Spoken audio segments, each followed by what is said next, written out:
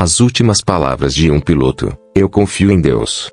Mas essa frase foi a confissão de um ato suicida sangue frio que ceifou a vida de 217 pessoas, ou a prece final de um homem desesperado e sem opções. Como o voo Egyptair 990, que partiu de Nova York com destino ao Cairo, mergulhou nas águas geladas do Oceano Atlântico. Porque um piloto experiente, assim que o capitão deixou a cabine, de repente assumiu o controle e colocou o avião em um mergulho mortal. Foi um assassinato em massa premeditado, ou a consequência trágica de uma terrível falha mecânica que o piloto tentava evitar. De um lado, as gravações da caixa preta apontavam para um massacre a sangue frio. Do outro, as evidências técnicas apresentadas pelo governo egípcio contavam uma história completamente diferente. Essas contradições envolveram o caso em um véu de mistério que permanece sem solução por décadas. No final, o que restou nas profundezas do oceano foram perguntas sem resposta e o destino aniquilado de 217 almas. Em nosso canal, seguimos o rastro de mistérios não resolvidos e tragédias esquecidas como esta. Para investigar conosco a verdade enigmática por trás do voo Egyptair 990, analisar as evidências e aprender todos os detalhes desta história contraditória, não se esqueça de se inscrever em nosso canal e ativar as notificações. E qual é a sua teoria? Um assassinato deliberado ou um desastre técnico? Compartilhe suas opiniões conosco nos comentários. As folhas do calendário marcavam 31 de outubro de 1999. Para a América, era a noite de Halloween, uma celebração onde a escuridão e os segredos se escondem atrás das máscaras, e as crianças vão de porta em porta pedindo doces. Mas ninguém, nem em seus piores pesadelos, poderia imaginar que aquela noite traria uma escuridão real, um horror verdadeiro, para as águas frias e sombrias do Atlântico. O Aeroporto Internacional do F. Kennedy, em Nova York, como sempre, parecia uma colmeia humana vibrante. Pessoas de todos os cantos do mundo, diferentes línguas, diferentes destinos, diferentes sonhos. O que unia todas essas diferenças era o mesmo objetivo: encontrar seus entes queridos, começar uma nova jornada ou simplesmente voltar para casa. No meio dessa multidão, 203 passageiros se apressavam para embarcar no voo de número 990, da companhia egípcia Egyptair. Para eles, não era apenas um voo. Para alguns, era o início de férias aguardadas por meses. Para outros, uma visita familiar. Para outros ainda, uma viagem de negócios. Mas todos tinham um ponto em comum: a fé inabalável de que em poucas horas pousariam nas terras antigas do Egito, no Cairo. A aeronave era um Boeing 767-366 considerado um dos aviões de passageiros mais confiáveis da época. Com as cores da bandeira egípcia brilhando em sua fuselagem, este pássaro de ferro gigante carregava em suas asas os sonhos e as esperanças de centenas de pessoas. À medida que os passageiros tomavam seus assentos, uma atmosfera de agradável excitação e expectativa preenchia o interior do avião. As vozes alegres das crianças, os parentes acenando pela última vez da janela, os sorrisos tranquilizadores das comissárias de bordo. Tudo estava como deveria ser, completamente normal e rotineiro. Este avião era apenas um entre as centenas que cruzavam os céus naquela noite. E as pessoas a bordo, alheias à tragédia que as atingiria em poucas horas, talvez estivessem vivendo os momentos mais felizes de suas vidas. Mal sabiam eles que este pássaro de ferro que embarcaram não os levaria aos seus sonhos, mas se transformaria em um caixão que os conduziria à eternidade. Esta era uma jornada onde a última página da história de 217 vidas seria escrita, e essa página seria escrita com sangue e lágrimas. A tripulação era experiente. O capitão e os copilotos que comandariam o voo eram conhecidos como profissionais em seu campo, com milhares de horas de experiência de voo. Mas havia um detalhe diferente neste voo. De acordo com a regra aplicada em voos de longa distância, havia duas tripulações diferentes na aeronave: a tripulação principal e a tripulação de revezamento. A primeira metade do voo seria comandada pela tripulação principal, e a segunda metade pela de revezamento. Era uma medida pensada para evitar a fadiga dos pilotos e maximizar a segurança. Mas a ironia do destino estava escondida justamente aí. Este passo dado em nome da segurança, na verdade, havia colocado a primeira pedra no caminho para a tragédia. O copiloto de revezamento era Gamil Al-Batouti, de 59 anos. Embora conhecido como um piloto calmo e experiente, ninguém sabia que tempestades se agitavam nas profundezas de sua alma, que pensamentos o assombravam. Ele era apenas um copiloto esperando sua vez. Mas em breve, o destino de 217 pessoas estaria em suas mãos, ou melhor, dependeria das decisões que ele tomaria. À 1h19 da madrugada, horário local, o voo Egyptair 990 completou todos os preparativos e decolou da pista do aeroporto JFK. Deixando para trás as luzes de Nova York, o avião gigante começou a subir em direção à noite escura e à vastidão infinita do Oceano Atlântico. A primeira meia hora transcorreu sem problemas. O avião atingiu a altitude designada, o piloto automático foi acionado. A maioria dos passageiros, cansada da longa viagem, havia adormecido. Alguns assistiam a filmes, outros liam livros. Dentro da cabine, nada se ouvia além do zumbido monótono dos motores e do som suave do sistema de ventilação. Tudo era tão normal que essa calmaria dava a impressão de que duraria para sempre. Mas este era o silêncio mortal antes da tempestade. No cockpit, o capitão se levantou de sua cadeira e pediu permissão para ir ao banheiro. O copiloto ficou sozinho. Este era um procedimento padrão. Um ato comum, repetido todos os dias em milhares de voos. Mas desta vez foi diferente. O momento em que o capitão fechou a porta do cockpit atrás de si foi, na verdade, o momento em que tudo começou. Aquela porta não apenas separava o capitão do cockpit. Aquela porta se tornou a fronteira final entre a vida e a morte, deixando 216 pessoas à mercê do homem que estava lá dentro. Gamil Al-Batouti estava agora sozinho com esta máquina gigante, planando a dezenas de milhares de metros acima do Oceano Atlântico. Abaixo, o oceano envolto em trevas. Acima, o céu adornado de estrelas. À sua frente, dezenas de botões, indicadores e monitores. Mas naquele momento, apenas uma coisa chamava sua atenção: o manche de controle do avião. Um silêncio de alguns segundos se instalou. Não era apenas um silêncio onde não havia sons. Era um daqueles momentos em que o destino prende a respiração, em que o tempo congela. E então, aquele som foi ouvido. O som seco e mecânico de um clique, indicando que o piloto automático havia sido desligado. Não era apenas o som de um botão. Era o som do momento em que o destino de 217 pessoas mudou de uma forma que nunca mais poderia ser revertida. Era o som do primeiro passo em direção à morte.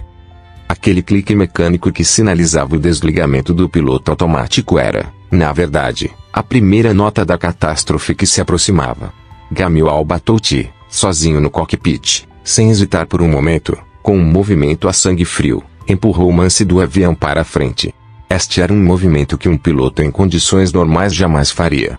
Significava deliberadamente colocar um pássaro de ferro gigante de 250 toneladas em um mergulho mortal. O Boeing 767 obedeceu imediatamente à ordem implacável de seu piloto. O nariz do avião inclinou-se bruscamente para baixo e, a partir daquele momento, o voo Egyptair 990 deixou de ser um avião de passageiros planando no céu e se transformou em um projétil gigante, zunindo em direção ao coração escuro do Oceano Atlântico. Em segundos, o avião ganhou tal velocidade que se aproximou da barreira do som. Este era um limite que a estrutura de tal aeronave não poderia suportar. O silêncio e a paz dentro da cabine deram lugar, em um instante, a uma cena infernal. A força G negativa criada pelo mergulho abrupto lançou tudo e todos para o ar. Passageiros que dormiam acordaram com uma sensação aterrorizante ao serem arremessados contra o teto. Aqueles que não usavam cinto de segurança foram como que agarrados por uma mão invisível e jogados para o alto. Carrinhos de comida, bagagens de mão, livros, tudo começou a voar pela cabine como projéteis.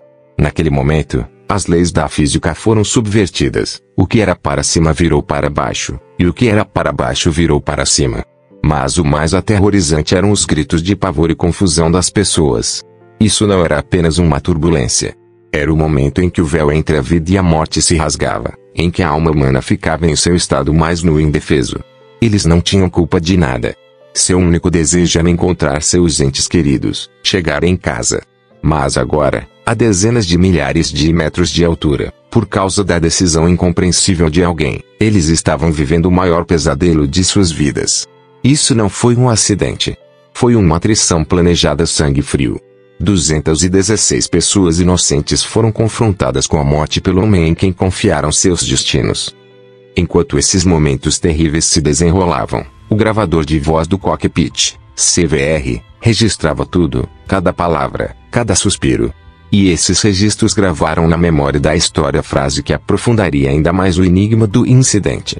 Gamil Al-Batouti, enquanto colocava o avião no mergulho mortal, repetia a mesma frase várias vezes com uma voz calma e clara, Tawakkal 'ala Allah. Ou seja, eu me entrego a Deus. O que isso significava?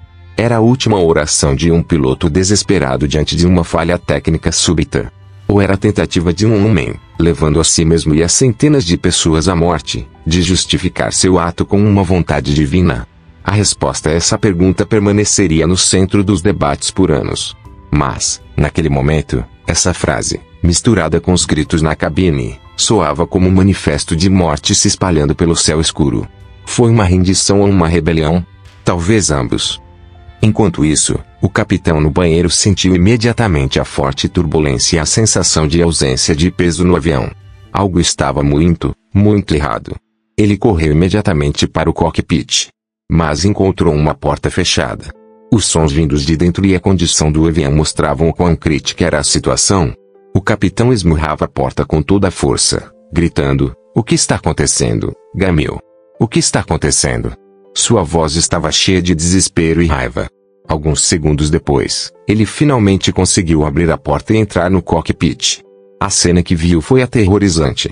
O avião estava mergulhando quase na vertical, e o copiloto Al-Batouti continuava a empurrar o Mance para a frente. O capitão imediatamente foi para sua cadeira e começou a puxar o Mance para trás com toda a sua força. "Puxe comigo! Puxe comigo!" ele gritava. A partir daquele momento, uma luta implacável começou entre os dois pilotos no cockpit. Um tentando salvar o avião, o outro tentando destruí-lo. Essa luta impôs uma carga inimaginável à fuselagem da aeronave. Graças aos esforços do capitão, o nariz do avião começou a subir lentamente. Por um instante, uma luz de esperança pareceu brilhar. Talvez eles pudessem ser salvos. O avião começou a sair do mergulho e a subir novamente. Mas este foi o começo do fim. Porque Al-Batouti ainda não havia se rendido. Enquanto o capitão tentava assumir o controle, ele fez um movimento impensável que ninguém esperava. Ele estendeu a mão e desligou as chaves de combustível que cortavam a alimentação dos motores do avião. Este foi o ato final do suicídio. Os dois imensos motores silenciaram ao mesmo tempo. Naquele momento, aquele zumbido cessou e deu lugar a um silêncio mortal. Sem motores, este pássaro de ferro gigante não era diferente de um pássaro com as asas quebradas. Após planar por alguns segundos, o avião se rendeu completamente à força da gravidade. Todas as esperanças acabaram naquele instante. Não havia mais salvação. O voo Egyptair 990, com 217 pessoas a bordo, havia partido para sua última e irreversível jornada, em direção às profundezas frias e escuras do Oceano Atlântico. No momento em que os motores silenciaram, a última centelha de esperança para o destino de 217 pessoas se extinguiu. O que controlava o avião não era mais a habilidade dos pilotos, a genialidade dos engenheiros ou o poder da tecnologia. Agora, o único mestre era a implacável força da gravidade. O imenso Boeing 767, sem nenhum suporte sob suas asas, tornou-se uma tumba de metal flutuando no vazio escuro. Imaginar os últimos momentos lá dentro é aterrorizante. Talvez o sistema elétrico tenha falhado completamente, mergulhando a cabine na escuridão total. Os gritos das pessoas, os rangidos assustadores do metal sob tensão e o uivo do vento.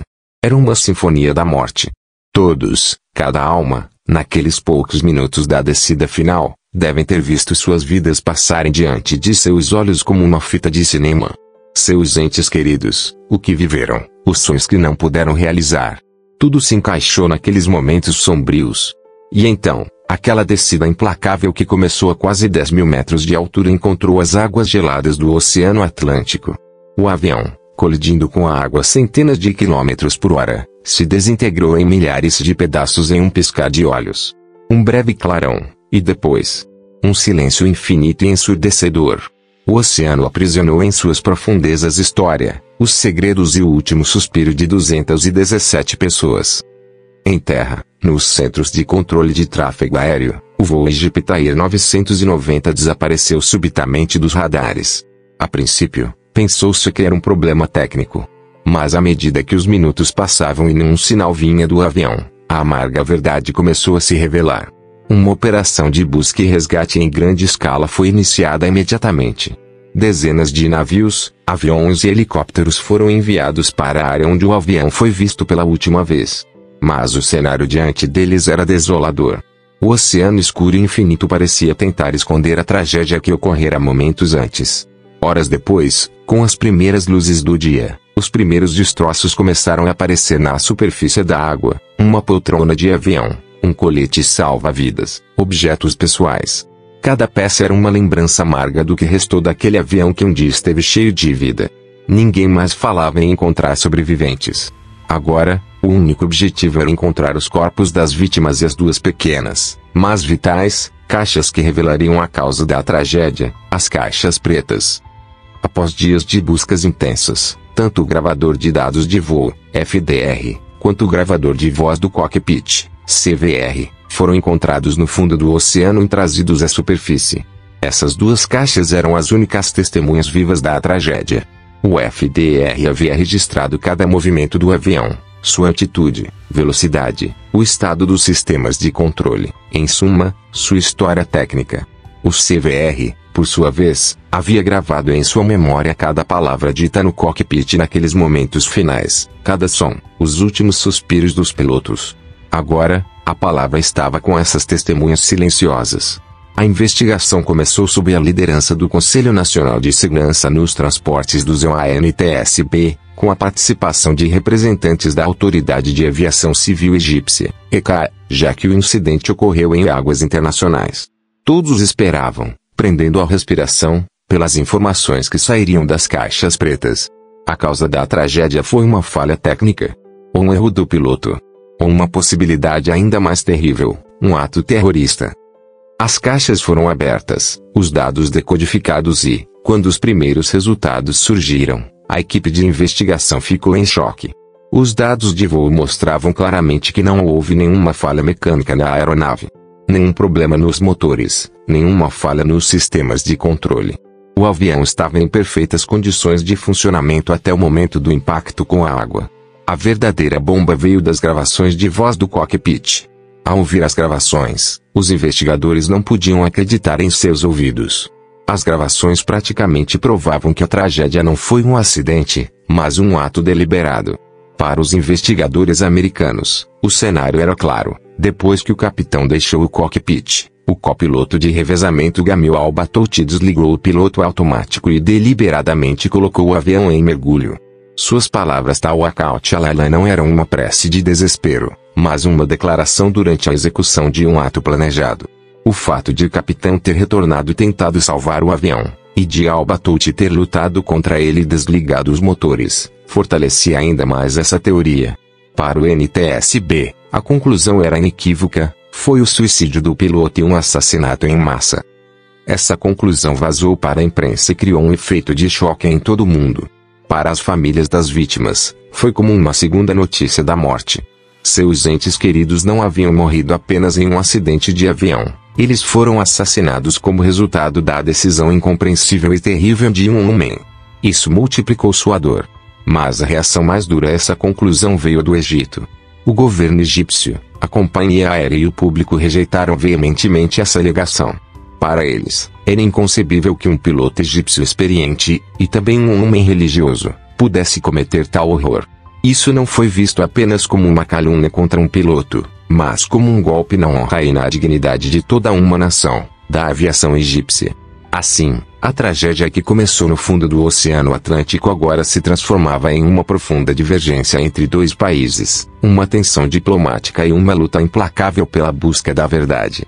De um lado, os americanos, baseados em fatos frios e digitais; do outro, os egípcios, que tratavam o assunto como uma questão de orgulho e honra nacional.